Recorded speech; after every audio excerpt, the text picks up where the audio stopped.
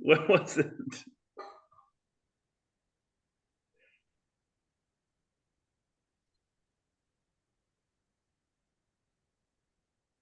Okay, enough of that. I didn't hear anything. Hey, Jeff. Oh, that's from last year. Yeah, that was. I had to play the theme song, man, coming in. We never do. I couldn't hear it. Why'd you make that theme song if we're not going to put it in the beginning of this whole thing? If you click on the link in the email, it goes to the theme song, to the podcast, and then it does the outro photo montage. Oh, so now they're going to hear the intro twice. That's how you get them. That's how you get them. Or just one. Well, listen, Mr. 18-0 over the last 3 weeks. What the heck? Yeah, that's with no Harper, Tatis, or Tucker this week either. Yeah, we're gonna have to look at that and see how that happens. Been running the innings up is what's been happening. Oh, well, at least you're getting actually decent pitching. Yeah, I got the Freeland start, as Lou said. I had picked him up and got a -23 first week of the season, and then dropped him. So I saw he had a start last week where he struck out a bunch, allowed one hit. So I gave it a shot against the White Sox, and he was fine. So it was anybody against the White Sox is just fine.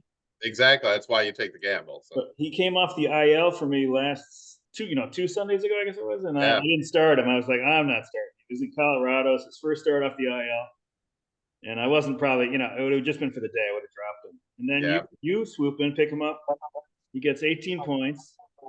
And you beat me by a point for the 6-0. One lousy point. Good old Kyle Freeland. I guess that was a good pickup. So taking a look at it here, over the last 2 weeks, I'm just going back 2 weeks. Mm-hmm. He's got 52 points from Francisco Alvarez. He's got 54 points from Matt Chapman. You got 61 from Aaron Judge, who's hit 5 home runs over the last 2 weeks. Santander. You got 44 from Santander. You got 61, despite being injured on the injured list, 61 from Harper over the last 2 weeks, and he had 5 home runs. Santander had 5 home runs. Judge had 5 home runs. And you've got 3 from Alvarez, 2 from Freddie Fermin. You got 5 out of your catchers. I mean, I got was looking up knockers. I've been working that trade. Norm proposed an Alvarez trade to me over the winter that we couldn't work out. And so I knew, and then I saw he has 3 other catchers at the time. So I'm like, when Alvarez comes back, I'm gonna hit him up for Alvarez, see if I can get him before he comes back, and maybe he's willing to move him. We went back and forth maybe 3 or 4 times. I had just picked up Jesse Winker, and he was like, dude, I would have done it for Winker. And of course, Winker got hurt the next day. So then I waited a couple of weeks. Winker comes back, gets hurt again. Then he came back, hit a couple homers, and we were able to work out a trade, and I couldn't be happier. I think he got his outfielder who's hitting homers, and I got a catcher. You got Winker? Yep. Because James Wood just came up today. Oh, yeah, that's another reason I traded him out, because I had more outfielders coming back, even when losing Tucker and Carter and Beck, and Nolan Jones is back, but he doesn't hit anything. So, but yeah, Wood started today, got a hit. Winker might get more at bats at DH, and that might be Joey Meneses, who will be the odd man out. But we'll see. Tonight, Winker was on the bench and Joey played, but it was against a lefty. Yeah, exactly. And they wanted Wood to get a start, so yeah, I'm excited for that guy. I've had him on my team for 2.5 years now. Yeah, Wood's a lefty too. I guess they didn't respect David Peterson very much. They're like, man, Major League debut lefty. You don't call him up and then teach him to be afraid of David Peterson, right?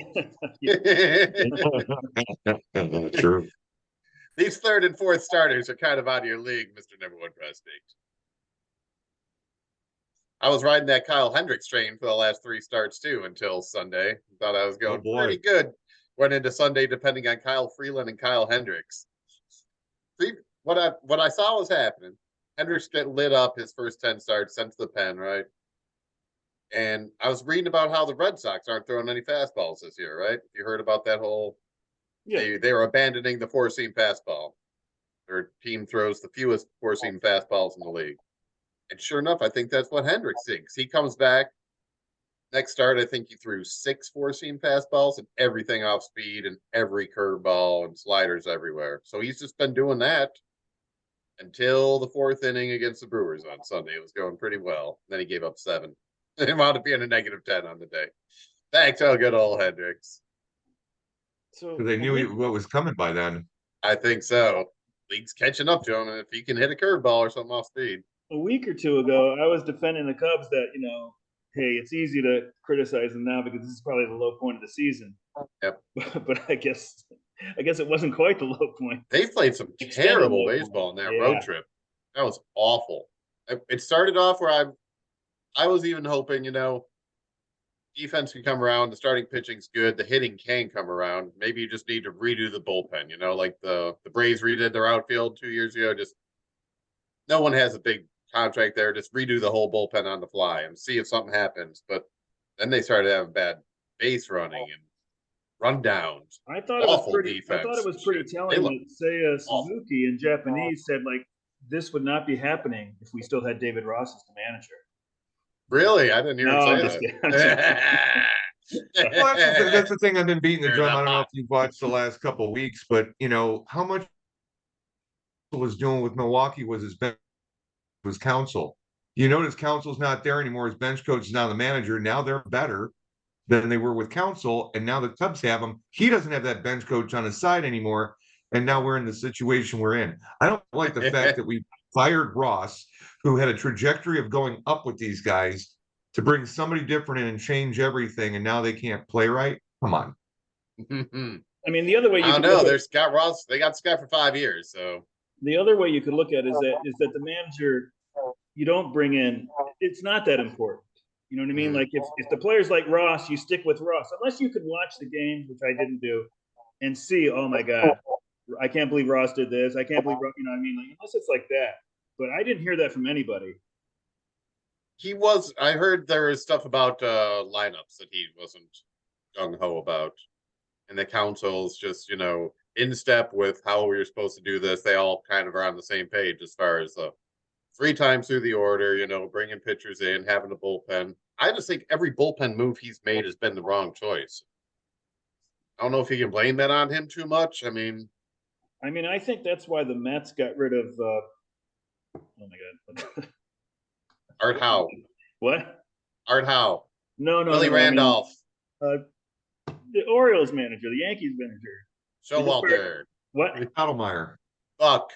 Just last year, yeah, Buck Showalter. Buck Showalter. Man, I'm having trouble with names, but I think the only reason is that Showalter was a pain in the ass with with being told what to do by the analytics. And I really think that's why Stearns got rid of him. It certainly wasn't like, he's a bad manager or something like that. But they just want a yes man. They want somebody that they can tell what to do, and I guess. No, what you got is you got a general manager and a vice president of a company that want to actually manage the team and don't want the manager to do his fucking job. They want to tell him how to do his fucking job. Or they want someone on the same page with them. Yeah. Yeah, and that's the thing. It's like, okay, it's not working. So maybe we should get rid of Jed Hoyer and Carton, whatever the fuck his name is, and move on from that shit. It seems like their plan's not working. Whatever manager they got in there, whatever puppet manager they got in there, he's doing what they're saying and it's not working. So what does that tell you? Maybe you guys aren't the smartest guys in the fucking room. Certainly by the end of next year, then Hoyer definitely will be out of the job. Oh yeah. Absolutely. You can't do anything with counsel, but There's a lot of free agents up next year. I think there's a big class. I'm not sure. But they don't have any big contracts. I mean, that's one positive in his side, as far as the ownership is going to look, that he hasn't tied up any money long range with anybody. I've generally liked what Hoyer's done, but results are results. And exactly. I thought they would be better this year than they are, and they still might be. I'm sure that. Yeah. Well, I'm not sure, but I'm less sure. But I would bet that the Cubs will have a higher win percentage at the end of the year than they do now. I would think so too. So we'll see. We shall see. See who they dump at the trade deadline if they do. That's my thing with the White Sox. I was talking with someone about them getting 50 wins. Like they're on pace to make it possible, but what happens if they get rid of Robert and or Crochet, or Fetty, then you're like, that's going to be a tough call. You got Crochet that hasn't been with that team that long. He just got healthy. Now he's pitching well. Now's the time to get rid of him. You I can't don't keep get him it. around and make him like a cornerstone of your fucking team.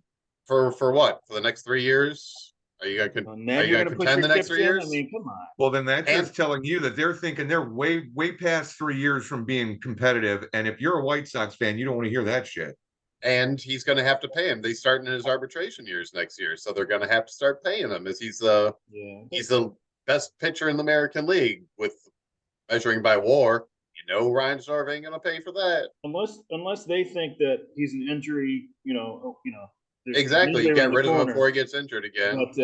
But otherwise, I can't see why you would do that. And it's not like they play in the NL or AL East or NL West, any of the other divisions. Really, the AL Central is still you're only a year away from winning that division. I think. Mhm. I mean, like not necessarily the White Sox, but I mean in general. I mean, like it's not going to take much. Look what Kansas City did during the offseason. They were last place last year. They bought in 4 starting pitchers. Now all of a sudden they're in second place. Yeah.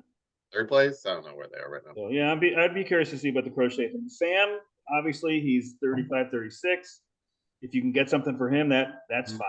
I understand you're not playing for this year, but Crochet, unless you're worried about his, injury possibility, I can't see why you would trade him. He's pitched more innings this year than he has in his career. Yeah. KC is 47-39. They are 7 games out. They are just 1 game back on Minnesota for second place. Nice. So they're way above 500. Yep. Big turnaround just by getting a couple pitchers. Yeah, they're better than Boston right now. Boston's 44-39. Mm-hmm. It seems like the AL Central's always got one team just completely rebuilding right now, whether it was Detroit, KC, or the White Sox. You have one team that's just going to be down for 2 years. At least one, right? They have a better record. They have a better record right now than Atlanta and San Diego. That's crazy. Isn't that crazy? Uh-huh. And then they're tied with Seattle. If they were in the West, they'd be in first place. But as always, you got Cleveland in there that they just, I don't know, they just never weaken. They're always pretty damn good. Do you question how good Francona was now? Everyone said he was the best and turned that team and everything. And you're like, wait a second. This is year 1 of Stephen Vogt? Maybe he's maybe it's about a Jose Ramirez. Really Mac. Yeah, I think that's more likely, And they lose B.E.E.R. and all of a sudden I heard they optioned Tristan McKenzie today. Because they had so many other they just had more pitchers coming up all the time. No problem. We're the Cleveland Guardians. No problem. Yeah. I heard someone call him Tanner Bybee the other day. And I was like, have I been mispronouncing this? Now, see, they're a small market team, and Pittsburgh does what they do. It's just. Kansas City just signed Bobby Witt to $200 million deal, too. I mean, they're looking to build around him. Oh, yeah. They should be looking to build around him. The kid's a stud. He's a superstar.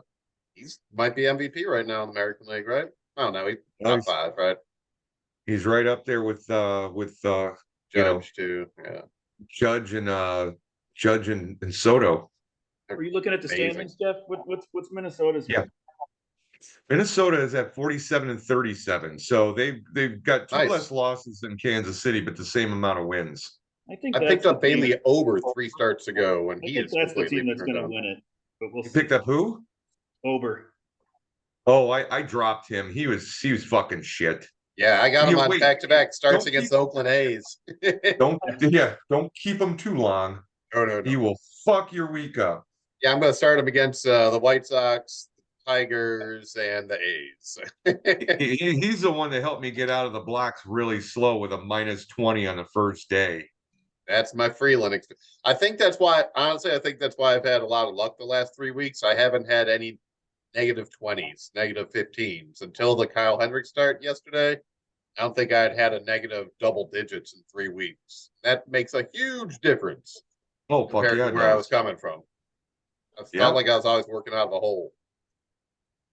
Well, I would have been working out of a hole if I didn't have that 151 on fucking, was it Friday? Yeah. That was a hell of a Mm. day. I saw that, dude. You got all the hitting, all the pitching Dude, I that day. mean, feast or fucking famine. I mean, Yeah. that was just one of them damn days, and probably won't see another one all year. That's the only one I've seen so far this year, and we're halfway through the season, so It was a I'm good not day at the holding my ballpark for breath. the fans. It was a memorable day. We'll Yeah, feature that it's one like on the end of season DVD. that was one of those 23-22 Cubs Phillies games. Exactly. You only see that once in a lifetime. Oh, Lou is hijacking the screen. Look Let's at see that. it. We got digits. All right. I guess you're seeing it now, right? Yep. Yeah, well, it just reminded me to get into this now because Daddies were the weekend warrior with 3 more wins than they were on pace for, and Sats lost 3 over the weekend. So Good job, daddies. that's a Yeah, good. well, it was at 151, you know. Exactly. And how about our new first place team over here? The Gaggers have climbed back up into the lead, right? Yeah, Tied for first? Are you in first? I'm in first. Yeah, boy. Congratulations, Lou. Wow. Nicely done. I don't, well, we'll see. Minneapolis is not done paging Dr. Satchel right. Yeah, I thought he was long gone, and all of a sudden he's come back to the pack, and well, In my memory, last year, Satch like blew us away in June, but it wasn't really like that. It was like starting at the end of May. It's like he added like a couple of games to his lead every week. So it was like more mhm. steady than that. It was like all of a sudden you look up and it's 11, then it's 20. So but I think at the end of June it might have been like what 10 or 7 games, 9 games. It wasn't like what I saw. Better But beginning at that point, be nice to have probably a pennant race through the season, though. That'd be exciting. yeah, we don't Yeah. have it that often, right? I mean, so it's nice that there's 3-2. Well, I guess we'll get to that, but I just want to say, Bizzotti's our new games played overs. They took over for Spear, and Let's Play's our new unlucky Babbitt guys, and then the top 4 is the same as it was last week. Predicted top 4, so Stashel still predicted to win it all. Yep. And then players of the week, Kyle Higashioka, if I spelled that right, for Bizzotti, the cow. And then Hack had Vladimir Guerrero Jr. Gags had Jonathan India. Nakas had Aaron Judge. Wait till next year, Lance Lynn, Seth Lugo for Satch. And All AJ year long. McBride's. Yeah, Seth Lugo, I kind of dissed him a couple weeks ago. I was like, I don't know, paraphrasing, the fall is coming. But he did have a bad start, but he's had 2 good ones. So he's not going anywhere yet. He's still the top pitcher. The biggest thing I see here right now is the largest innings pitched overage. 101 innings over at this time of the year. Yeah, wait till I'm next at year. 90 something, I think. So yeah, I'm right up there. Really? Yeah. Yeah. I think I got 14 pitchers on my staff right now. I can barely get to 0. Want to trade? No. Well, yeah. Although the Yeah. Steel for Churio trade is looking like it's looking like That's fair. an even Steven, man. Oh, I think so. That was very fair, I think. Yeah. Kid's only going to get better. Justin Steele might win a game this year. We'll see. So Getting a little fed up. halfway through the season, we got 3 teams within 3.5 games of the lead, and that doesn't always happen. So that's good. And nobody's really too far back. I mean, Sombreros are 36.5 back, but even some years, I think we've had like teams like 50 back and stuff. 8th place is 1 week away from the money. I mean, look at it that way. So you were 34-29 like You 3 was. weeks ago. Yeah. Yeah. Wow. I had to do something. I mean, you saw how crazy that start was by Phil. I mean, he was nuts. And when I said, honestly, once Tucker went down and then I lost another guy, I'm like, well, if I want to just even tread water, I got to bring in some pitching and run my innings up. With the theory that when I get my hitters back, I'll get those points back in hitting. We'll see. It's all strategy. So yeah, Satch is thought Seth only Lugo would have had the year he's having though. Phil, he had him he got him right away. he's 33-27 over the last 10 weeks. So nice. That's doable for everybody. Mm-hmm. So that's Let's Plays pace for the season. So it's still up for grabs, which is good. It's better than some years. And Buddha's the same. It's almost like Chris, you and Paging Dr. Satchel flip-flopped. Exactly. The last couple weeks. Yeah. Oh yeah. What would your record be after the first 3 weeks? What would your record be if you had his start? And so yeah. Oh, it would be 34-29 had he not ace the last 3 weeks in a row. So here's Satch 21-0, and Knockers were 11-10. So 10 more wins. Yeah. So if we combine it, if we have a capital Satchel, it would be 62-19, right? So, if we had exchanged teams halfway through the season, or Paging Dr. Knockers, I don't know how you want to. That works. That reminds me of the Peter Sellers movie that I saw at the drive-in. All right, so hitting points. Who's our top hitting points? It's Gags. It used to be McBride's. Knockers and McBride's are next. And our trailers, Sombreros, and Bizzotti. So that's been basically the same. Yeah, pretty good hitting week.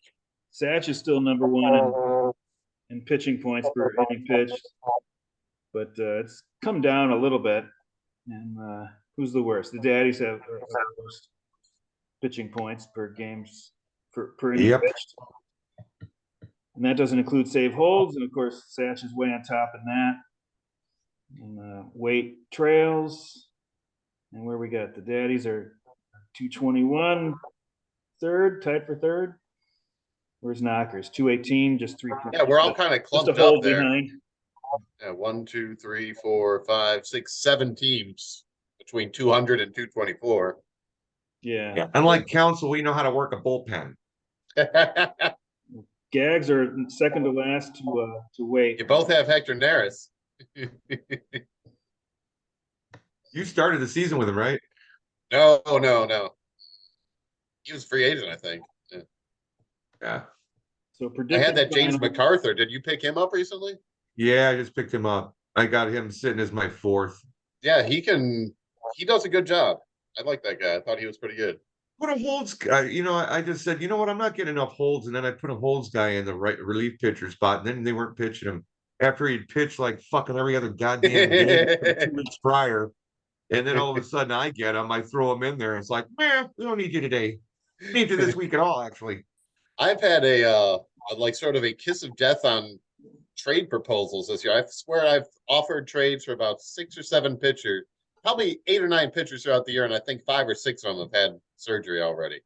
Like, I offered for them, then they go down injured within a week. I'm like, ooh, I gotta make some more trade offers, so I'm gonna catch up some people. So if Chris calls, you should make the deal. Exactly, and I'll be stuck with him. It's like the Ring. If you look at it, you're fucked. So what you got to do is delete it before you even see what he proposed to you. I don't know. We'll see if it happens. I made a trade proposal for Sale Class A last week, but I didn't work it out. So we'll see how healthy Sale stays. Something tells me he's feeling a little soupy. So as far as your innings, the predicted final isn't penalizing you, I think, because I'm probably just as far over in innings, and Satch is probably close to that too. Yeah. Hey man, I want to take a look at your guys' innings, because man, I guess if you can get out there far enough, but those innings, man, they'll come back to haunt you later. Wait till next year's at 107 over, and then it's Knockers 93. And then it's Gag 76. Bizzotti 69. Nice. Satch. So the only 3 people that aren't way up on innings is me, Norm, and Sean. Bottom of the barrel. And if you had the innings, you'd probably be equal to the rest of us. Well, that just leads me to believe that I'm not going to stay down there forever. Yep. Eventually, I think wait till next year, even though he's above me right now, I think he might finish below me. Well, this depending on how it goes. Got some climbing. This tries to estimate that it's worth about a little over 2 points per inning. So if you add, 70, if assuming cows get up to 0 by the end of the year, that's 70 points. That's 2 wins. It's about 30 points per win. So sombreros, if they got Lou and the analytics over here. Give you a guy who just knows how to bunt. Give you a team of Ecksteins. So let's see. And that, we'll just look at this. That'd be the boringest baseball game ever. So Naka's weighted on base. We're hitting the ball over. We hit it over the fence. That's what we do. Number one in these. Walks and homers and strikeouts. Yep. Daddies are middle of the pack hitting. And then go to the pitching side. Knockers are middle of the pack. 5th in the ERA, 6th and 5th. K- BB 5th. Yeah. Daddies are last in the ERA and 5th. So yeah, I hear that every week. All right, whatever. Only thing Daddies are doing well is that the bullpen points. The bullpen points are good, but other than that, it's bad. Hey, Babbitt's good.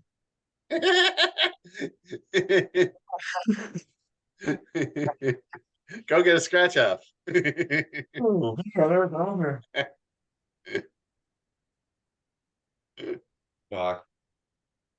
That's it. Yes. Sorry, I can't make the Cubs game on Friday. That's all good. Yeah. I'm going to take Brandon with me. Oh, nice. He hasn't been in the suite yet. Oh, nice. Still appreciate it. Nice. Yeah, Jeff's got the awesome suite behind home plate. It's fantastic. I don't have it. The company does, and every once in a while I have to host the box, for all the companies coming in. And whenever I do that, they give me an extra ticket and a parking pass. So I park right around the corner from the ballpark in this indoor lot.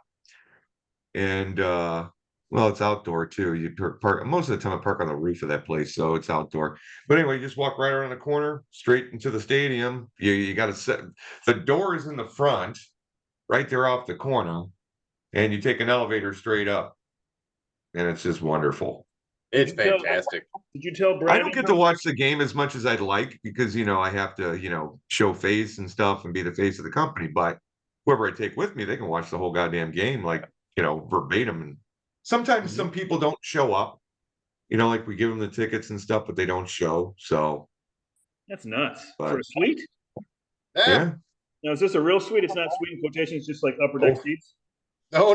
It's the box. Behind home plate. It's awesome. It's basically the only time I was ever in one. Yeah, it was great. It's that's why I love taking people who've never been in a suite before, so they can say one of those. But it's basically right above the on base circle for the Cubs side. So fun shit though. Great view. So you could Is Trout going to be playing? No, he's on the IL. Go figure. Yeah, no Ohtani, no Trout. Man, I was looking at that guy's stats, and it's like for the last 6 years, he's never played a full season or even close. I know. It's he played like 4 years of like 159, 157, and then it just went fucking down from there. And he's just never been the same after he got hurt that first time. I hope he comes back healthy and finishes his career, but I don't see how it could happen. Well, as it stands right now, he's got an 82-something WAR for his career. Yeah, he's incredible. He's got a 299 average for on-base percentages through the roof. OPS is in the nines, upper nines. Yeah. So when he does play, he's amazing. 5 years in a row, I think he was top 3 MVP. He won 2 of them. Came in second 2 times. I think in third once. What are they playing now? Do they still have him play center field when he's back? Oh yeah. They need to stop that shit. His body can't handle that position. Mickey Mantle Willie Mays played center their whole career, right? Well, Willie Mays didn't get hurt like he did. Maybe you make him a first baseman. Keep that bat in the lineup. Don't make him fucking, don't make him strain himself too much. That's a big field to come. On his deal, how many more years? 6 at least, 7 maybe. Hold on, I mean, the Angels are the Rockies in the American League, from what I understand, as far as the ownership and management. He'll be a corner outfielder or first base by the end of it, right? I mean, he's not going to play center. Yeah, he's got to. And But when they He don't should have be the anybody coming up to take his job either. it might be, prudent for Something- them to not trade play. for somebody. Then who's going to come to the park to watch him? Put him in a corner outfielder spot. Just something that doesn't make him run so goddamn much. Yep. You know? Depends on the He has outfield, got right? Like Mets right field is, just about as bad as playing center, probably. He's got 6 more years on his contract after the season, and they're all at $37,116,667. How many more That's a years? bargain now. For a full season of Trout, that'd be a bargain. Yeah, How many more years did you say? 6. Six. After this. Yep.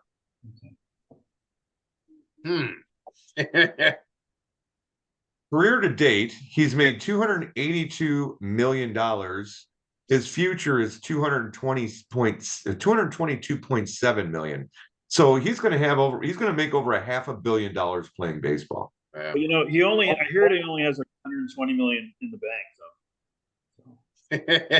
So he's still got to watch his pennies a little bit, I heard he's wagering through Otani's interpreter. Mr. Trout, Don't start Mr. that. Trout, there's actually a special on 30 packs of Peels if you're interested in that instead of the Heineken. Yeah, okay, all right. I think like the first 4 years of his career, they called themselves the Los Angeles Angels of Anaheim, and then after like 2016, they dropped of Anaheim. Now they're just called the fucking Angels. It's like the stupidest thing. The Los Angeles Angels of Anaheim. Are they Los Angeles or are they Anaheim? They were trying to market both. Oh, so stupid. The California Angels of Anaheim, LA. Do they do one of those things with their baseball field too? Like it's the field at something else? Yeah, exactly.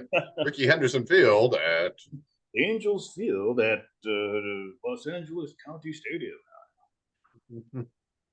Oh man, I heard a good story about Ricky Henderson and how he always talked in the third person, yeah. And it was Will Clark was talking about him. Will Clark's kind of a dickhead anyway, but he tells some really good stories from back in the day. And I guess he gets to first base. He's like, "Oh, Ricky gonna do what Ricky want to do." He's like, "What?" And he's just sitting there. He keeps saying, "Ricky's gonna do this. Ricky's gonna do that." And he'll steal bases on people. Ricky told you. Ricky told you. Jimmy's new in town. Jimmy likes what he's.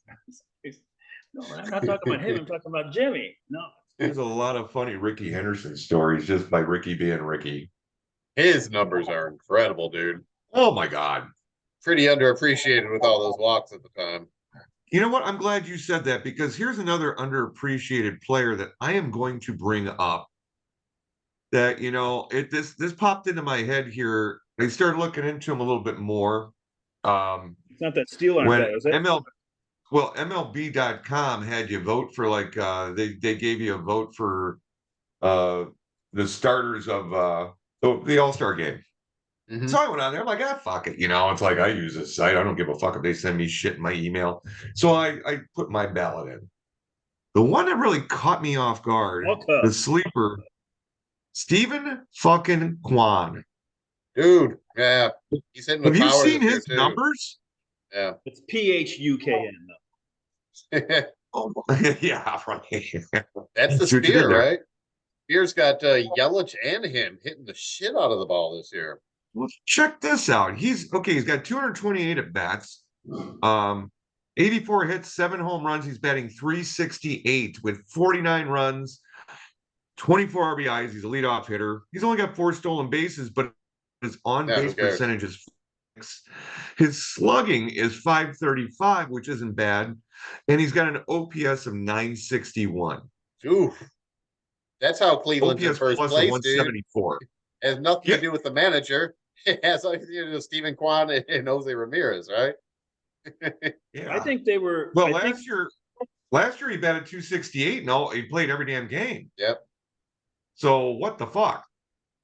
They were doing an all MLB team on MLB Now today, and I think it wasn't just American League, but all the guys happened to be in the American League. But they had Judge and Soto, as top two, and then that third spot was either Tucker or Quan, and it was really close between the two of them. Just flip a coin. Personally, I'd go with Tucker. Tucker was great, but he's been out for a month now. Yeah. Well, Quan missed a little time too, didn't he? Oh, I don't even know. Yeah, to start the season, I think a little bit. That's why he's only got 228 at bats. A team with Judge and Soto, then you probably would choose Quan, right? Because, but on most teams, I think I don't know. I'd go with Tucker probably. He's a good fielder. Here's the other thing. Like he's not just a slugger. Here's the other thing. Love Tucker. Yeah. So the other thing is he's putting up this season at the plate, but he's won a Gold Glove his last 2 years in a row. The 2 years at his rookie year, he's won a Gold Glove. His second year, he won a Gold Glove, and now he's in his third year. He'll probably get another Gold Glove this year. So you're talking about all out on the field and hitting machine right now. Is this his third year? Third year, yeah. Maybe that's maybe that's your template for PCA. That's what the Cubs are hoping for with the PCA, maybe in 3 years. Well, he's got to be able to hit his weight first. Yeah, exactly. When Quan came up that first year, he had 298. So he's capable. Yeah, exactly.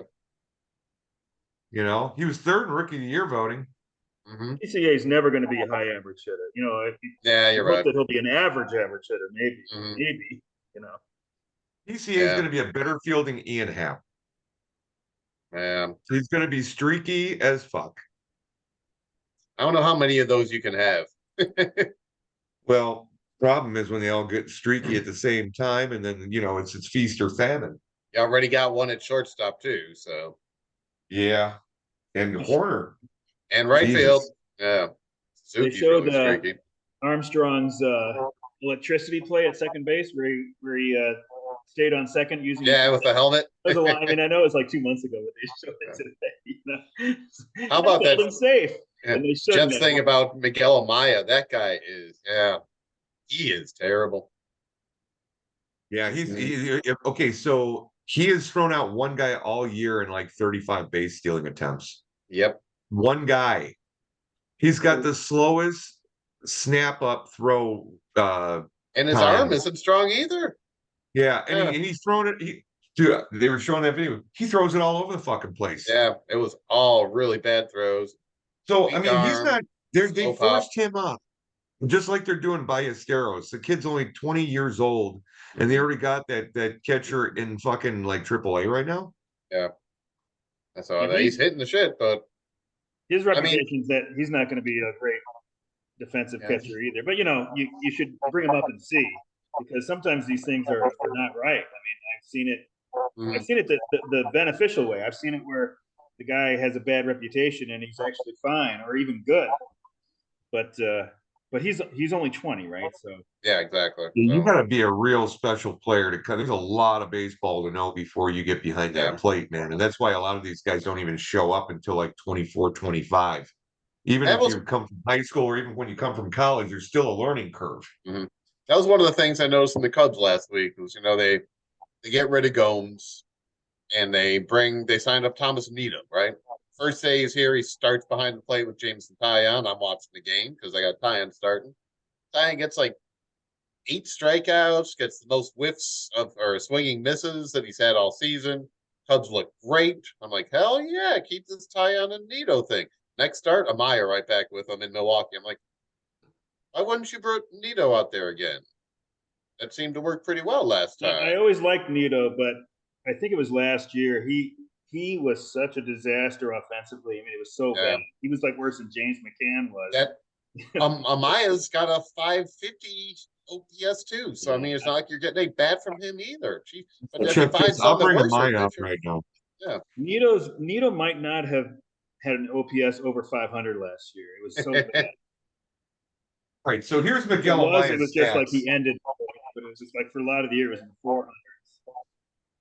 Here's his stats right here, and it's like, he's out there probably. If you pick him up, buyer beware. But I kept him just because he was actually playing a lot, and I figured maybe he'll snap out of it. So he was part of my woes to start the year. But 169 at bats, he's batting 189. Yep. He's only got 32 hits and 2 home runs. That's 10 hits a month. 11 runs, 15 RBIs. On base percentage of 253, slugging percentage of 260, and an OPS of 513. He has a negative .1 WAR. What's his OPS plus? 46. Jesus Christ. That's Benintendi bad. Yeah. Holy shit. And he doesn't give you anything defensively. He struck out What are we 40 doing times. here? Yeah, what are we doing here? He struck out 40 times. He's striking out a 25% clip. Better than his batting Walked average. 12 times. You Terrible. don't need that. I mean, No. He's bringing The catcher on the roto and you felt comfortable letting Riddick Gomes because I mean Gomes was the bad guy and he was the problem. So okay, sure. Well, do you think No. maybe if I they're think in Gomes it, I was mean, even slower. maybe they'll Yeah. trade with somebody, right? I don't know. Maybe the Milwaukee Toronto? Brewers. Maybe it wasn't Council. Maybe it's not Murphy. Maybe it's William Contreras behind the plate. You have a great fucking catcher who can hit, who's having an MVP season, and then also controls the fucking staff and the running game. I mean, Okay, so look back in the day when the Cubs were doing well, you had Ross and Contreras, good hitting catcher, fucking got people going. If you look at the Cardinals, they were great when they had Molina. The Texas Rangers back in the day were good when they had Pudge Rodriguez. Those catchers mean a lot. And then you look at Adley Rutschman with the Orioles, the Twins with Mauer. You go back a number of years, and Atlanta had Flowers and Suzuki. Now those guys aren't top catchers, but I mean they were platooning and combined they were getting pretty good production out of them. And then of course they upgraded. Right now, then they had Darno and Contreras, and then Sean Murphy and Darno. That's maybe they're honest. Like they don't even just want the pissy backup catcher. They want like two good catchers, right? Because one of them's probably going to get hurt anyway, right? So. They are worn down by the end of the year. Yeah. If we haven't learned that, I mean, Jody Davis was great for his first year and a half, and then he hit the wall as you're playing, catching him 145 games a year. I mean, this was in the 80s. I mean, I always like Barry Foote, the way his hair was to stick out from his helmet. Yeah. Big fat catcher. Fat catcher with like a little. And Swisher and Blackwell, those are fucking catching cores. Have they? The way his hair used to come out from that cap, he looked like a white Bake McBride. More like Bozo. With a paintbrush mustache. Yeah, actually more like Bozo. Have they talked about catcher targets for the Cubs? No, I haven't heard a word. Yeah. I think you mentioned Jansen last week, and I was thinking about that. Like that, if Toronto falls out of it, that could make sense. I don't know if they'd want to keep Jansen or Kirk. I like Jansen. I think that guy's good. But yeah, they're not. Those guys aren't. I don't think. I know Kirk's not. Doing too well this year. So at one point, it looked like Toronto had too many good catchers, and now like they don't really. Him and Marino. They got rid of Marino. They traded Marino to Arizona for Dalton Varsho, didn't they? Yeah. And told him not to catch. Gurriel. They traded Gurriel and Marino. Of course, Marino's not doing that well this year, right? I mean, he's hurt. So we're going to start to see here pretty soon. There's always that early shot across the bow with some pretty decent trade. Whether it be a pitcher or position player, whatever. It's like there's always one that happens like 4 weeks before the deadline. Do you think the Yankees will be sellers? You think they'll trade Cole and Soto and Judge? Soto's free agent. They might not re-sign him, so blockbuster with the Pittsburgh Pirates. The Pirates send Endy Rodriguez, Henry Davis, and then they Chapman him and re-sign Soto. That'd be the Yankees. Now, if you saw Soto going to another team, who do you think would go? Oh. It's only going to be the Mets or the Yankees. It's not going to be the Mets. No, I don't see him. I only see it as the Yankees or the Dodgers.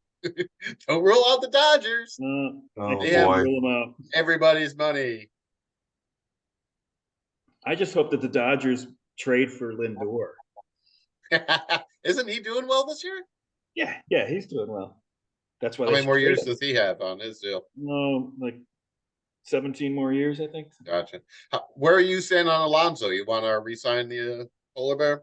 I don't think that they will. If assuming that that Boris is demanding, I don't think that's going to work. Why? Mets got the money, right? They could do it with Yeah, they could do it. pockets. They just Well, don't think it's worth it. aren't they still paying on Verlander and fucking Scherzer? Today, I think they're by the done way, after this gentlemen, year. it's Happy Bobby Bonilla Day. Yeah. But is this the day he gets his check? July 1st, he gets his check. Yeah. $1 million to Bobby. How many more years of that does he got going on? Be like to the 2030s. I think it's like Trout, like 6 more. It might be mid 2030s. I'm not sure. Good for him. Really fucked up. Verlander Is and that right Scherzer, after that? I think are all done after this year. We're gonna make all this money off Madoff here, see, and then we're just gonna stick it to Bobby Bonilla, see. So if that was their plan, like to spend this ridiculous amount of money so that they could trade them for prospects, I was like, why don't you just draft some good prospects? And eliminate the middleman and just pick good people yourself. Be a lot cheaper. I don't know. Ryan Clifford, or I don't know who these guys they have from the Astros. They'll probably trade him anyway for some overpriced guy. Anyways, you think the Astros are going to make a run for it? Or do you think they're out? No, I think I don't think they're out, and I don't believe that Seattle will. I think that division is just like a coin flip between the three of them. So yeah, really, and then like Texas, depending on how how Scherzer and DeGrom are when they come back, they could be a completely different team. Yep. I don't see Seattle doing good second half. Dodgers run away with the NL West. Phillies with the NL East, right? I think so. Guardians got the Central. I think the Twins are going to win the Central. Really nice. I like that call. I think the Orioles and the Yankees are running away with the East. At least 1, 2. Minnesota gets a spot. I guess you would pick the Orioles because you're assuming that they're going to add a pitcher or two. So still have young guys coming up. They're still they have stuff coming up, and everyone's young. And young people heal faster. It's like, okay, so if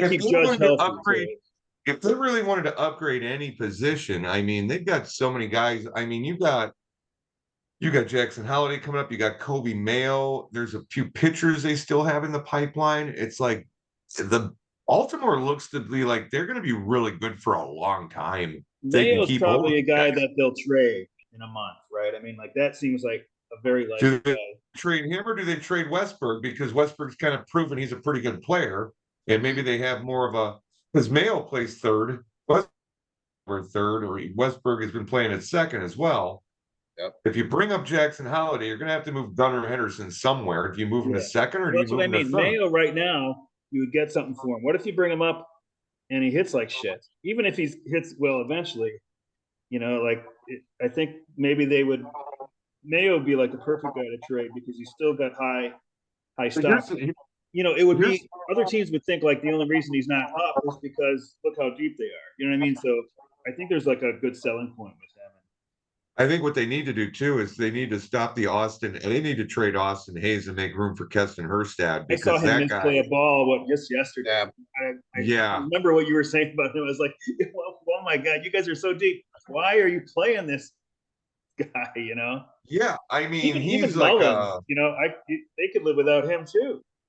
They're starting a C prospect in left field when they have an A prospect on the bench and he's blocking an A prospect. Give me a fucking break on that. I know that with some of this comes a little bit of loyalty and that sort of thing, and they don't want to just fucking say hit the bench. He did play fairly decent throughout the last couple years, but when you got a guy that's just a masher and all he's done is mash AAA and AA, and now he's there and he's not getting bats every day. So, he just went in for, yesterday, hit a grand slam, walked twice, and got hit by a pitch. I mean, that's the guy you want in your lineup. I would think he can miss a ball. He can miss a ball just like Austin Hayes can. I mean, he just got a better bat. They've got that catching prospect they could trade too. So that's two big pieces. They could get something quite good for that if they want to go that route, like add the one dominant pitcher, or or you add two pitchers. I don't know. I guess they don't need to add two. They probably need to add one. They'll add bullpen. All the contenders want to add bullpen at the trade deadline, Bullpen. right? You don't need to trade your top catching prospect for. Yeah. Exactly, but I'm And saying if you could trade them, say you could just throwing things out. White Sox are shopping Crochet. If you wanted Crochet and Steven Wilson and some other bullpen arm or something, you could get. Give you a Brebbia and Yeah, exactly. Or Kopech if they wanted something like that, for Basalo or Colby Mayo, maybe, It's, I don't know. You'll find some team that's desperate enough. Colby may hold the pickles. The Mets going to sell, or you think they're going to buy for the deadline? I don't really think they're going to sell unless they trade Alonso, I guess. They're just going to hold, you think? Add a little bullpen or And a then piece. probably not sign Alonso in the offseason. I mean, it depends how much he's, if he thinks that he's going to get like Judge money, then there's no way they're going to sign him. But if they point to like Austin Riley, Freddie Freeman, that kind of money, then he'll sign. But it just depends on Boris and Pete, really. I think the Mets are sellers. I think the Washington Nationals are sellers in that division. I think what's going to happen is with Washington, you're going to see them shopping Jake Irvin. Yep. That guy's had a great year this year, and he's like 27, 28. I mean, they'll trade Jesse Winker too. I bet you he's 1 year guy who's hit. Jesse Winker, yeah. Anybody of value, they're probably going to shed and try to build up, around James Woods and some of those other guys that they got, the young guys they got coming up. I feel like they think that they are close to taking the next step, though. So they're almost 500, aren't they? They're I don't know if they'll. Yeah, I mean, not for this year. But no, they're under 500. But like Irvin, they're going to need to fill out a rotation, and I don't know if that would be the smartest thing to do, unless you think that this is just all, well, Washington is 39 and 44. So if you can better your team, yeah, by all means. I mean, they got BJ Hurst coming up, Patrick Corbin. Yeah, you can't get rid of him. Yeah, you're fucked. Kyle Finnegan might be on the move. That's somebody actually maybe the Cubs should look into. Yeah, Finnegan will almost definitely go. But you got Joey Gallo, who will be somebody off the bench for somebody 10-day IL. He's on right now. I don't think so. But their lineup is shit. Keibert Ruiz, they'll probably stick around with him. He's 25. He's a good catcher. But CJ Abrams, he'll stick around. Luis Garcia, 24-year-olds, he'll stick around. But they'll be like, like somebody who needs bench hitting, Joey Meneses. Jacob Young would stick around. Winker gone. Senzel probably gone. Lane Thomas, they'd probably keep him around. He's having a great year. Eddie Rosario probably traded. He just got hurt. Meneses might be. So they DFA'd him. He might have already lost a regular job, although he played tonight. And they got guys like Hunter Harvey. They could probably part with, like, if somebody needed bullpen depth. But they're going to keep Mackenzie Gore. They got Mitchell Parker. Dylan Floro could be somebody on the move. I believe he is also. Oh no, he bats left-handed. But guys like that, I mean, you can move them all day long. Matt Barnes. Assuming Rizzo would like to at least come close to competing next year, I think they might keep guys like Irvin and Harvey. Finnegan, I could definitely see going because he's probably got the best number he's ever going to have right now. He's got value. Well, it depends on what's at stake and what the trade is. I mean, you're not going to get much for Finnegan. Exactly. And Finnegan's going to start costing money too, because he's going to have saved numbers and look like a closer, and he's going to go to arbitration to start costing millions of dollars. You're not going to get a lot for Winker. $5 million. You don't need that, I just think the only people that won't get moved, I think the three guys that won't get moved on the Mets would be Alvarez, Lindor, and Nimmo. I think they would trade Lindor. Well, they probably won't be able to. Nobody's going to take Well, I don't know. He's batting. He's got a .313 on base percentage right now. He's batting .248. Those numbers have come way up since the beginning of the year, but well, that's even worse. You don't want somebody like that starting off Yeah. the season No, even worse. Than he's that. been hitting well. And he's doing better But than he's- Baez. But he's a 30-year-old shortstop too. I mean, yes, he's got his like accolades, platinum glove, 3-time Silver I'm just Slugger, hoping. 4-time I'm All. hoping the Dodgers, bite the bullet. Said we really need a shortstop. Actually Rojas has hit pretty well this year, but I heard the rumors they might be looking at Bichette. Right, one of Toronto moves their guys. I hate to break this to you, Lou, but nobody is going to take a mediocre shortstop right now with 7 years, 34 million per year left on his contract. Well, even I would never call him mediocre. I mean, he's very good. He's just overpaid. Mm. What you'd end up doing is you'd end up paying half of his salary for each of the remaining 7 years over time. So that would be the only way you'd be able to get rid of him. Oh, he's going to be a Met. But I'm just saying it would be great if the Dodgers threw caution to the wind and were desperate and they don't want to put Betts back at short. I heard that when he comes back he's not going to play short, so it's going to be Miguel Rojas, and maybe Rojas will go on a terrible stretch right now and they'll get desperate and they'll trade for Lindor. But we'll see. Maybe they'll want Swanson. I don't know. I just think the whole the chemistry of the Cubs was thrown off by bringing Counsell and firing Ross. I don't think the firing of Ross was a very popular decision with the ball club, with the guys in the locker room, and with anybody, I don't think. Then here's the other thing. The other thing too is when that happens, are they really giving fucking Counsell a chance, or have they shut up on it before he even got there because they're pissed off that they fired Ross? Mm-hmm. Well, you got a job and you want to make money, so I mean. You put up numbers as much as you can. So, but I don't. Regardless of who it is, you're trying to put up numbers. That's the thing about baseball. I don't think competition.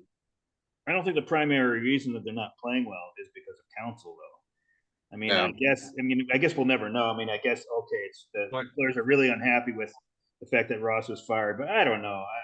Here's the other thing too, though. Counsell brought in that coaching staff. Get through to the fucking players. What the fuck? They kept Hottovy, right? Tommy Hottovy, the pitching, yeah. Yeah, they kept him. That was it, though, I think. They have played pretty sloppy, and that's on the it's been terrible. Yeah. Base running, defense, rundowns, just stupid shit. But see, that's on the coaching staff. You have to make sure your players have everything they need and they're ready to go for the fucking game. Exactly. Are you doing the right drills? How many times have you seen Suzuki take a called third strike right fastball down the middle of the plate? What the hell? It's just a different way of playing the game now, I guess. If you're just going to guess off speed with 2 strikes, okay. See if that works for you, buddy. You might have done that in Japan, but here they like to blow you away with that piece. Exactly. Everyone throws 97 miles an hour. They do it as long as they can, then they bring in someone else who throws 97 miles an hour. I don't think I predicted it in that MLB pool that we do, but I would have thought that the Cubs could win the division this year. I'm sure you guys were just. I did even a couple weeks ago because I expect them to make moves at the deadline, or they're not tapped out. They have a lot of salary they can invest. They have a lot of money that they're making. I would expect them to do that, but the team has been so bad lately that I almost expect them to get rid of some people and try and start again. To be honest. I guess in the off season, I liked what they did, but I guess if they had signed Chapman, I would have thought that they had a great off season. And even with Chapman, it wouldn't be making all the difference either. So. No, it wouldn't have helped that much. And they had a lot of pitching injuries. I get it, but that happens to everybody. So the catcher is the easiest way for them to upgrade a lot. Mm-hmm. They had a good catcher, but I can't think of the fit right now that it would be somebody with a good catcher who's going to sell. I'd take a 48-year-old Buster Posey right now. Put him back there. Give him a stool. I don't care. Here's an idea. What about trading? What about if you do put together this big trade for Vladdy Guerrero Jr. from the Toronto Blue Jays and get Jansen tossed in there? Get Jansen tossed in as that. Ballesteros. Yeah. Give him, I don't know, Bush. I don't know. Give him a Maya. We'll throw in both of them. Work out for you. It's simple. Mm-hmm. Have you heard anything about Cade Horton, Jeff? Any word on him? I heard he No, he's got some fucking outlet syndrome, some shit. some So tweaky elbow or something. That was last I heard. yeah. And he's So okay. it's not UCL, but it's something different. It's like some fucking. I'll have to go Harassing. back and look. Yeah, whatever. It's some this. I don't even think it's that. It's called something else. It's Okay. weird. I've never seen it before. Hopefully, he doesn't die. Hopefully his arm is okay. I don't care if he lives. Let's put his arm on somebody. Oh, baby arm syndrome, where your arm shrinks up the size of a baby. Can we sew his arm on, chop off Ben Brown's left arm and give Cade Horton 2 right arms? You know, Ben Brown's got a problem with his neck right now.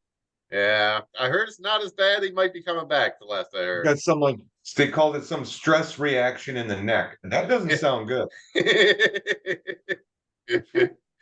You could die from that. It sounds like, yeah. Yeah. Quit going to the Thai massage parlors, Exactly. cracking your neck and walking up and down your back.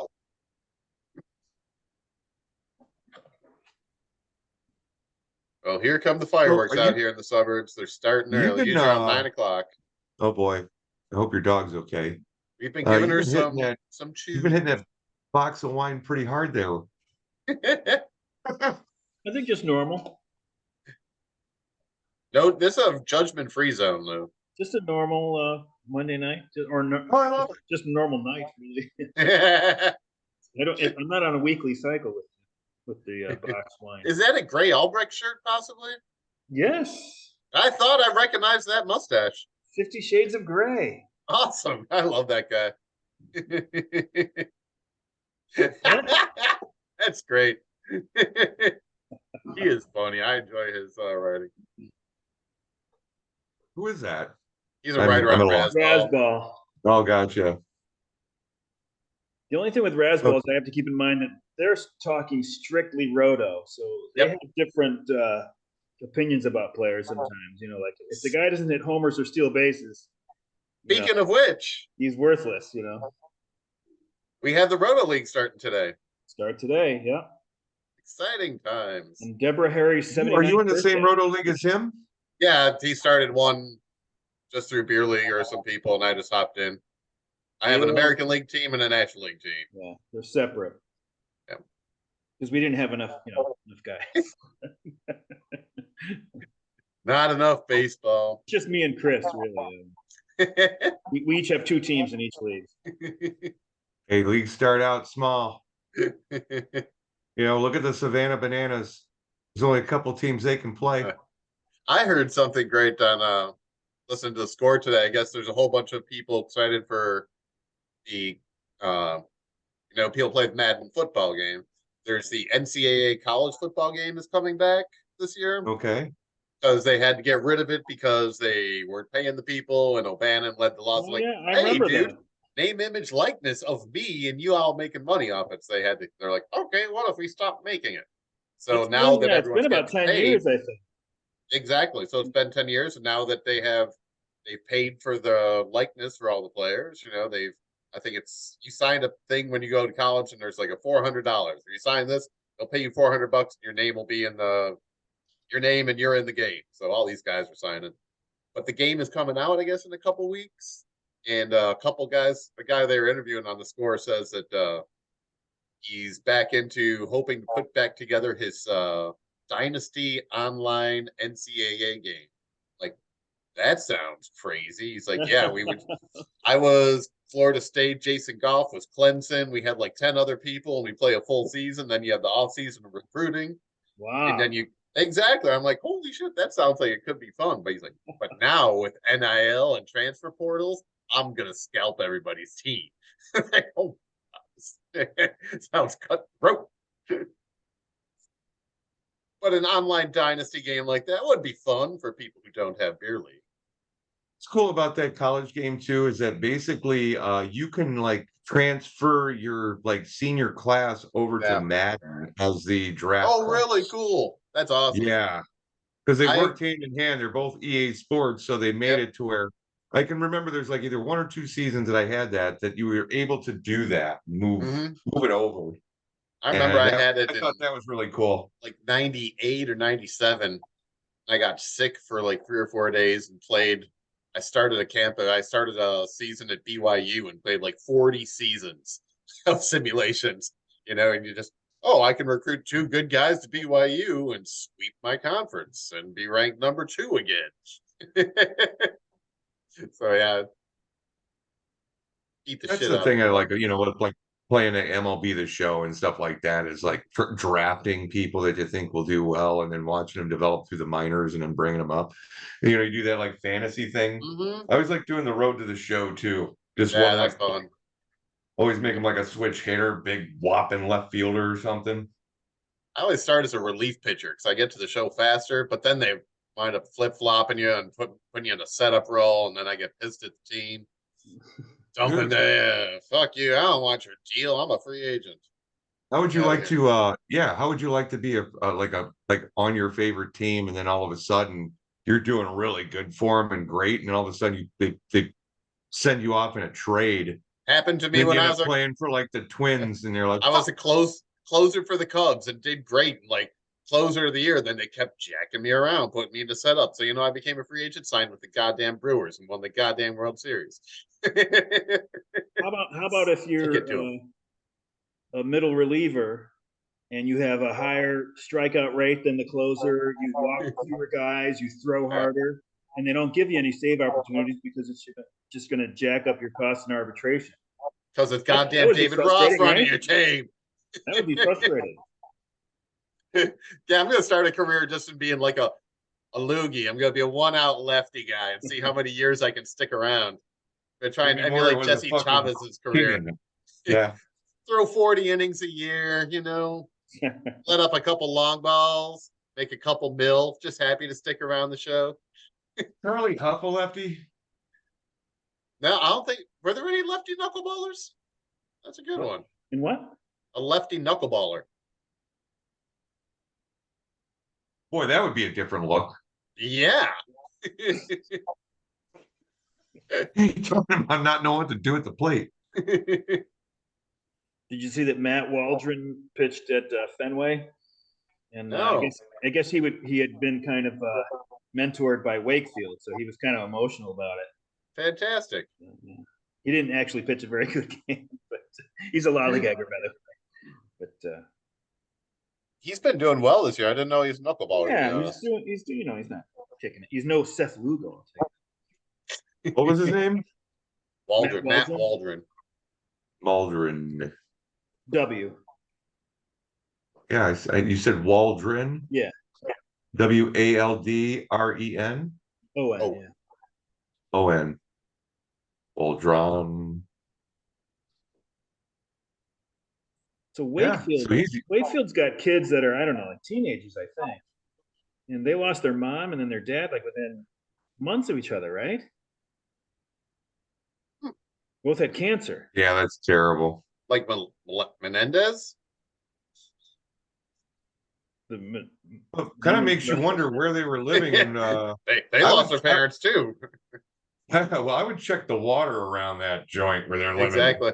Check the kids' rooms for some. It's unfortunate. I have to refresh my drink. I will be right back. You got to powder your nose. Chat amongst yourselves. Yeah, I have a cigarette on that. I'll be back. Yeah, Chris, do you watch the Razzball podcast or listen to it or? Not as much right now. I'm really into basketball right now, and the free agency of basketball is going on. So I've been listening to this Brian Windhorst podcast the Hoop Collective. I like that. I listen to that every day. I listen to Bomani Jones 3 times a week. I can't remember. Are you in the fantasy basketball league? I was in the Dribblers. The Dribblers were in it this year. Yeah, because I was going to say because it's free. And exactly. No requirements. I think a lot of us lost interest or kind of faded out throughout I know I did, faded away for a little bit, then came back in and checked in. It's fun way to just check on basketball players. I enjoyed it. Yeah, I like it because it does. I don't know much about basketball, but it does help me a little bit to know a little bit. So. To familiarize yourself with the players and what's going on. I've really grown to enjoy the NBA the last couple of years, probably the last 5-10 years. So it's probably my second favorite sport right now. I really like the player empowerment in it. I like the way the players make all the fucking money. I like the way the game is called, and I really like the way that ownership and players kind of realize that they're making so much money each, partially because there's only 15 guys on each team. You know? Right, right. That's a big thing. It's like Yeah, it's just everyone makes so much money that you're not going to have, you just have labor peace all the time. Speaking of which, I heard there might be labor issues after next baseball season. oh boy. Yeah, after the 2026 season, because all of these RSNs going down.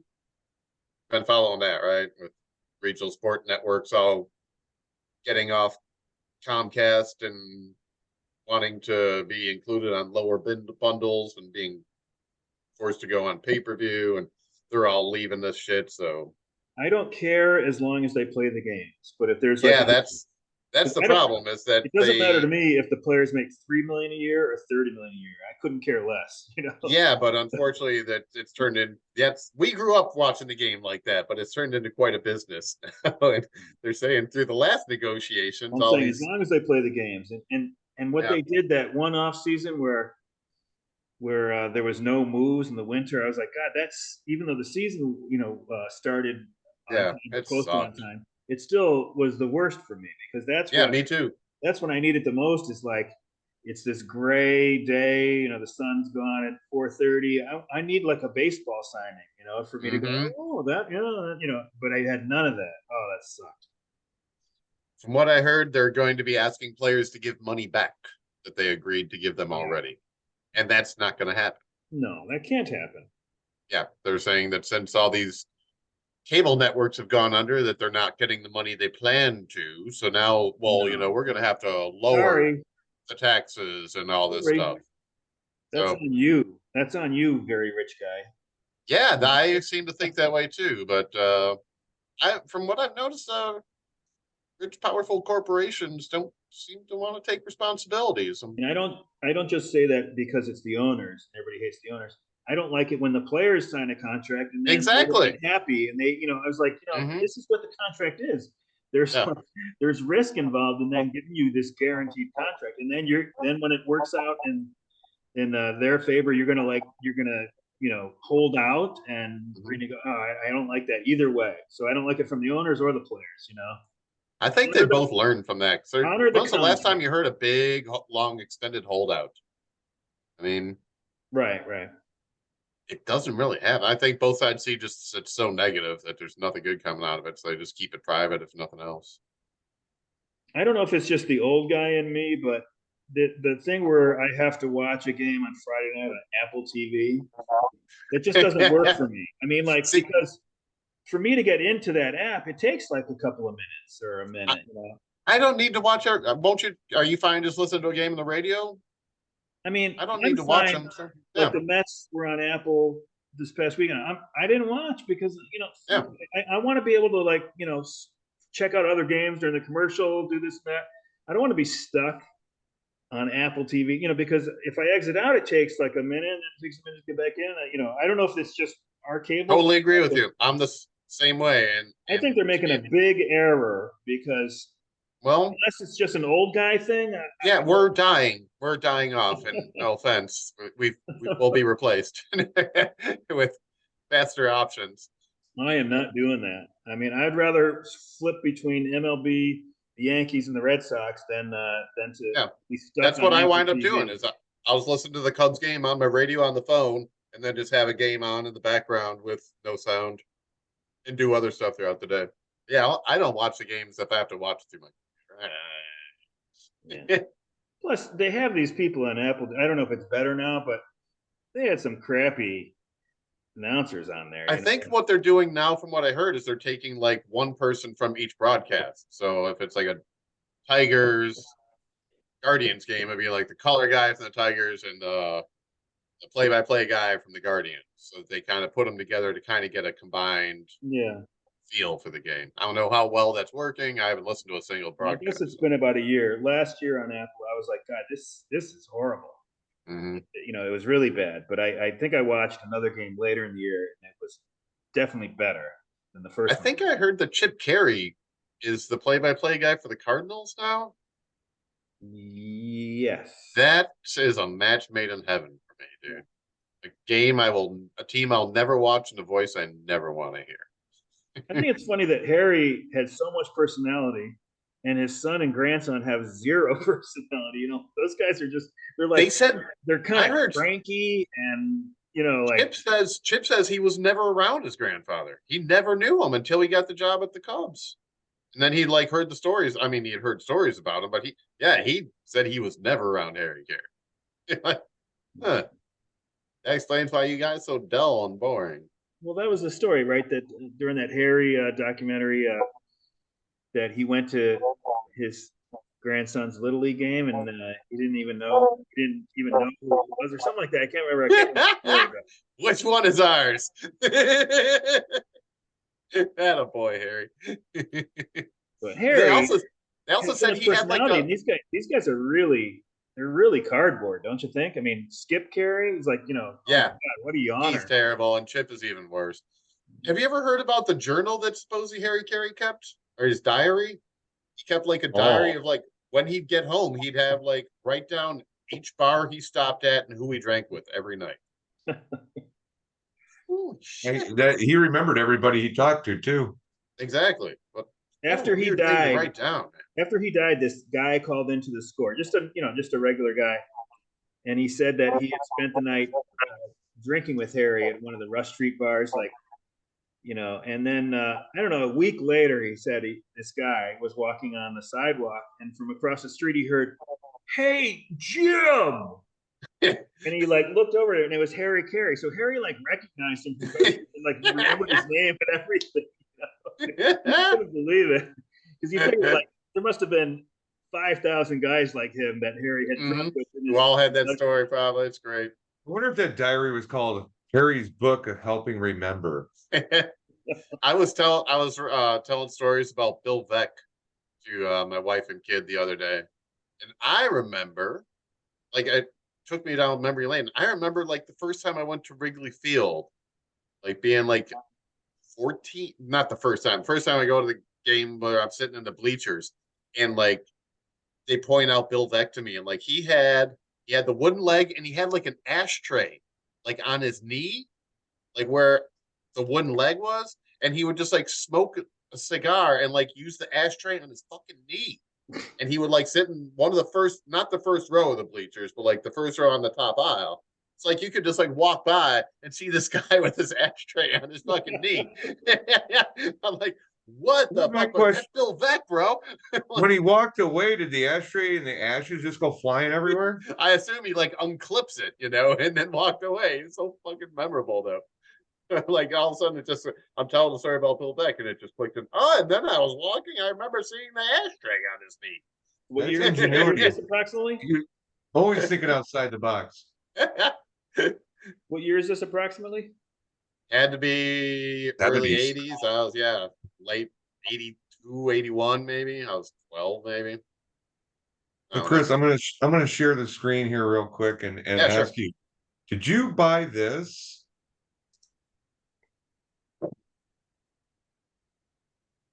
No, I did not. I did. Yeah, it's a good one. I thought it was pretty good. It was only 3 cents. Oh no, okay. $4. But no, it's just no, that's a good one. That's a good cover, and it's just I like that one a lot. I came pretty close, but I didn't pull the trigger. Tight on cash, so I didn't. Yeah, it was good. I held up. I still haven't bought one since Lee Smith, to be honest. Who is the Great Bambino? I've never heard of him. The Whammer. Wasn't that in Sandlot? You didn't know who? I just watched the first 20 minutes of Sandlot for the first time. Never seen it. Yeah, and that's why it's like the bummer kid who can't throw the ball. I'm like, okay, I'm out of here. No, you only lasted 20 minutes. You know, it's a feel good fucking movie. I think Logan Webb was pitching. I'm gonna fuck this. I'm watching the Giants. It's a low bar, but I think that's an above average baseball movie. I've heard it's really good. I don't think it's a great movie by any stretch, but there's so many. I've never seen that. Are so bad. What's the one where the kid is the manager of the Minnesota Twins? Yeah, the rookie of the year or Little Big League. Is that the one with Dennis Farina's in it? I don't know. There's one where like Rookie of the Year. Is that where he's with the Cubs or something? I never saw that one. Those are the ones that I just don't watch. So that is Pete Crow Armstrong's mother was the mother in that movie. Yeah, exactly. I thought his mother was Sheryl Crow. No, that's all wrong. That was Tim Mullen podcast saying that shit. And he misinformation. was just probably fucking with me. Well, I Lance told Armstrong, Diane that. Man, that guy really then I looked it up on Wiki. I was like, wait a second, that's not right. Jeff said it was Sheryl Crow. All the sense in the world, though. He actually looks a little bit like Lance Armstrong. Beady-eyed motherfucker.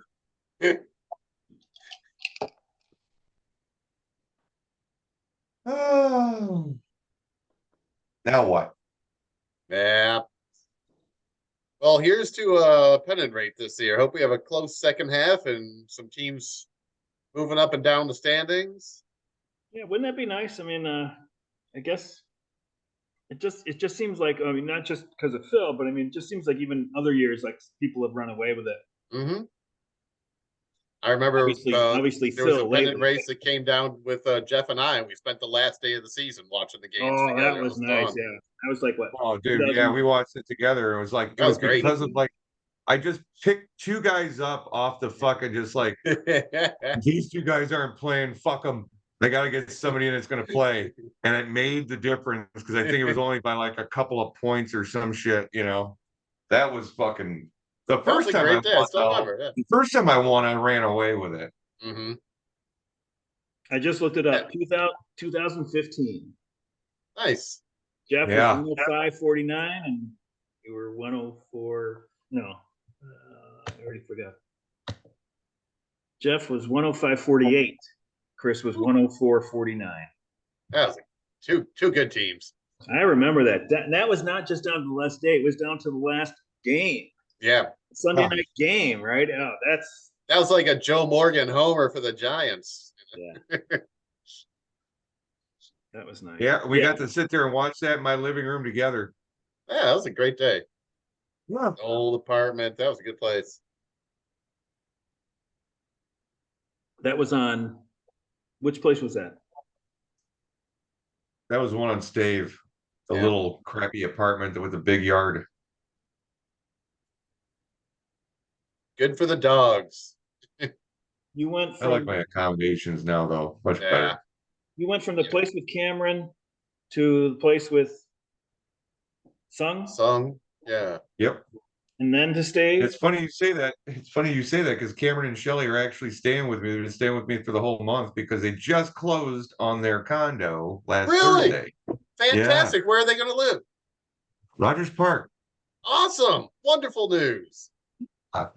Is this are they there? Nice guy? Are they there now? Yeah. Tell them I say congratulations when you see them. Yeah, that's wonderful news. Wonderful news. Hey, Chris Larkin says congratulations. Love you guys. Lou didn't say it though.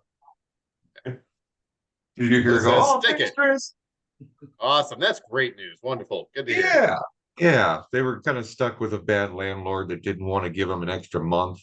Oh, Jesus. And, at that place, they've been there for so many years. Yeah. Jesus Christ. Exactly what I was saying. So it was one of those things. It's like, come on. So I'm like, look, don't sweat it. I got you. And, you're awesome. We'll get through it. Jeff saving the day for people again. You just charging like $150 a night? What are you doing? Like a Holiday Inn Express rate? No? Walking around naked, making them feel all uncomfortable. My house, my rules. I should warn you, I watch television in the nude. I shower with my clothes on. And I stand.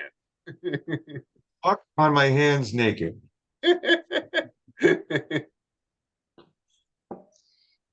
I'm gonna have to wrap it up, gentlemen.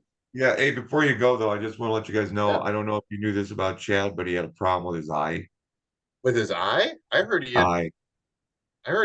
like had an accident with his ribs or his hand or something. Well, that was going on too, and then all of a sudden he had like, pressure in his eye or he got blood in his eye, and then he went into the doctor, and it turned out his retina was detaching. So they did some surgery on it. Did some surgery on it, but they don't think he's going to be able to see out of that eye. Holy shit, brother Chad, we love you, buddy. So Oh, I mean, you go to his Facebook page or something like okay. that. He's got the whole description on there and the whole story's there. But send a little message of love out Yeah, to for him. sure. Sure. We're He's thinking, going if through you a hard listen, we time love you, right now. Chad. Yeah. He told me, he texted me that there was something going on, but he didn't. He said he was going to text later with the details, but he hasn't done that yet. Mhm. Yeah. Yeah, we So- went through all when Mira was born premature, she had to have this eye surgery because there's a whole thing with the way your eyes develop, and you can't, if you give too much oxygen to a child, it slows down their retinal development. So you have to balance this, and then she had to have two surgeries for her eyes. So I'm very familiar with that shit. So sorry, unfortunate to hear that. I hope he's okay.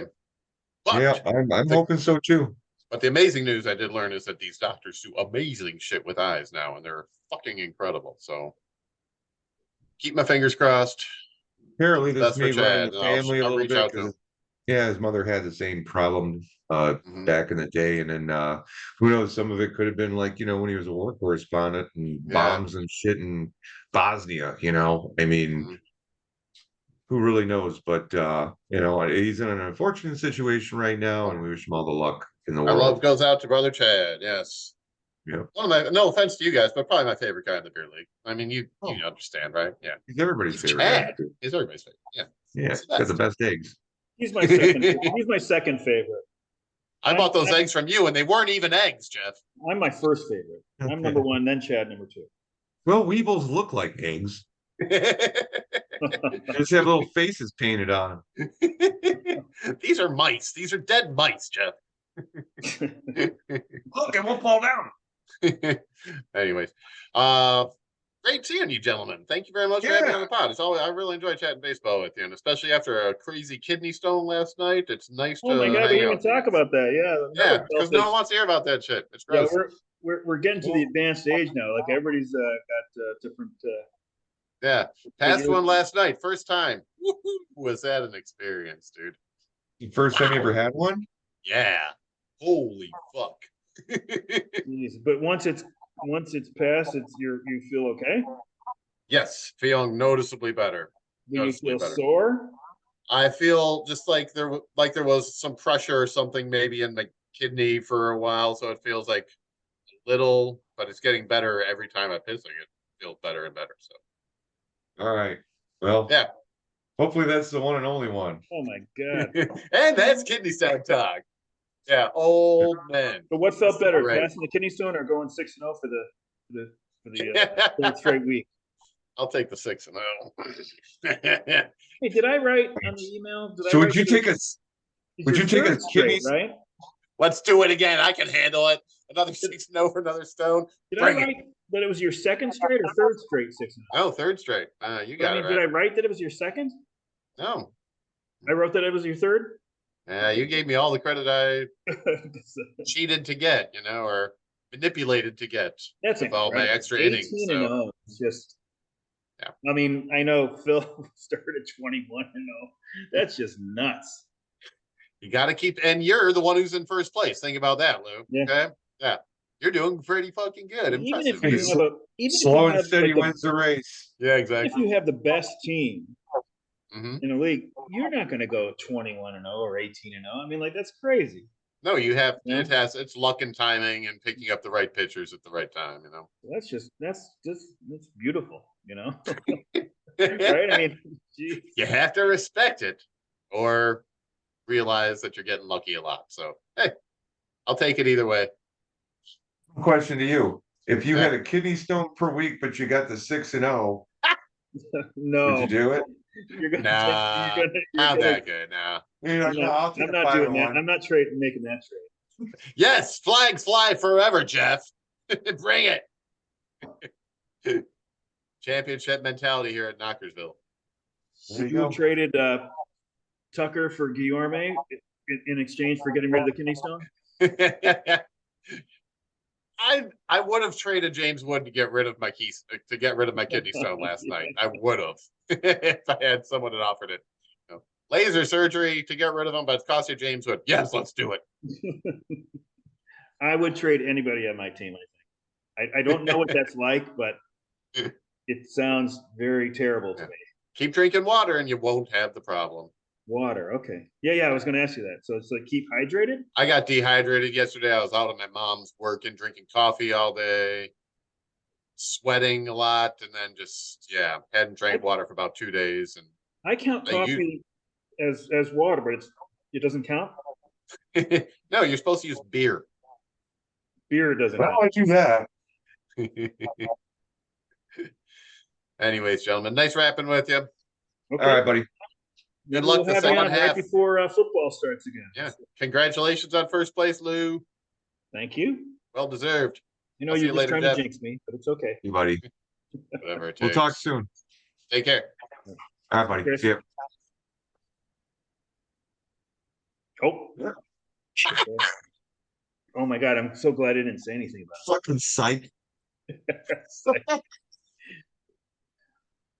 So next week, supposedly it's Kimmler. It's written on the calendar and he can do it.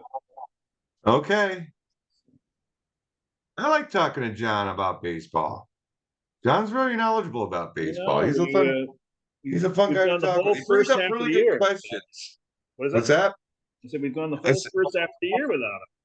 Yeah, he brings up really good questions a lot of times, you know. So he's a very analytical baseball guy, which I like. And he knew Andre Thornton or whatever that question was. He's a baseball nerd like us, so I mean he fits right in. So the week after that, I'm going to see if Norm and or Steiger can do the Sunday before the All-Star break. Okay. Because I don't think they can do a normal. I know Steiger can't do a normal Monday night time, and Norm might not be able to. You know, we'd have to do it kind of late for us. Right. So what would be like for him to do it, get up real early in the morning and do it, and we'd have to do it really late? For Steiger, we just do it in the afternoon. And then for Norm, if it's a Sunday, I think the Norm could do it anytime then too. Okay. But anyway, so maybe that's the schedule anyway. It's going to be hopefully Kimmler next week and maybe Norm or Steiger or Steiger. We could have, you know, maybe we'll do both of them. I don't know. Bring them on at the same time. Fucking, you know? Yeah, something that works with Germany and Arizona. They're 9 hours apart. So. Yeah. Yeah.